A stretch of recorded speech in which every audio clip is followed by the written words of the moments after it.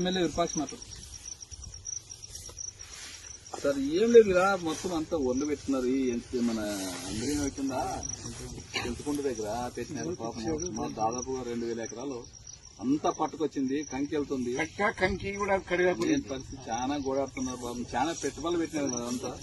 ఏం పరిస్థితి ఏమన్నా చెప్పి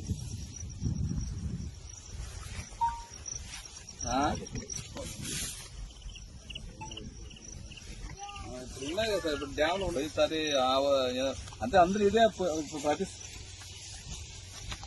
అంటే అది లైనింగ్ వరకు కింద నడుస్తుంది కదా, సైడ్ నడుస్తుంది. మధ్యలో ఏం చేస్తుంది?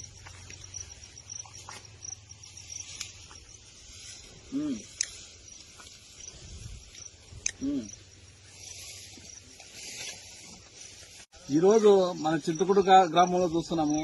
అంతా పంట దశకి పట్టా కంకి ఉంది. ఈరోజు అంత అన్యాయంగా ఈ కూటమి ప్రభుత్వము రైతులు నట్టేట ముంచింది ఈరోజు. ఎందుకంటే చూస్తున్నాం, మన రైతులకు పొలాల్లోనే ఉన్నాము.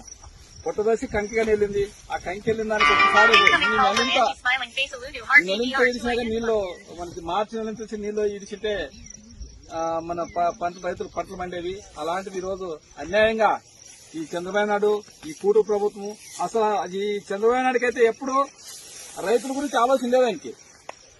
అసలు రైతులు అనే వాళ్ళకి ఆయనకి అసలు ఇష్టమే లేదు. రైతాంగం అంటే ఆయనకి మళ్ళీ రైతాంగం అంటే ఆయన ఎందుకు ఏం మళ్ళీ ఆయన అన్నం ఏం తింటున్నారు మాకు తెలియదు. కానీ రైతులు పండిస్తేనే కదా మనము ఎవరైనా కానీ మనం అన్న తినేది, నోట్లోకి ముద్దుపోయేది. ఆ రైతులనే నట్టేటి ముంచి ఈరోజు ఇంత అన్యాయంగా దాదాపుగా 4,000-5,000 ఎకరాలు ఈరోజు మా ఆలేరు మండలం అయితేనేమి, మన చిప్గిరి మండలం అయితేనేమి, దాదాపుగా 2 మండలాల్లోన చాలా మంది. ఎందుకంటే గత పోయిన ప్రభుత్వము దాదాపు ఏప్రిల్ మే వరకు నీళ్ళు వచ్చేవి. అట్లా వస్తాయనే ఈ రోజు అందరు రైతులు. ఇది రైతులంటే పార్టీలకు అతీతంగా అంతా ఉంటారు. ఈ పార్టీలకు సంబంధం లేదు. రైతులంటే రైతాంగం అంటే అందరూ వైసీపీ ఉంటారు, టీడీపీ ఉంటారు, జనసేన అందరూ ఉంటారు రైతులు.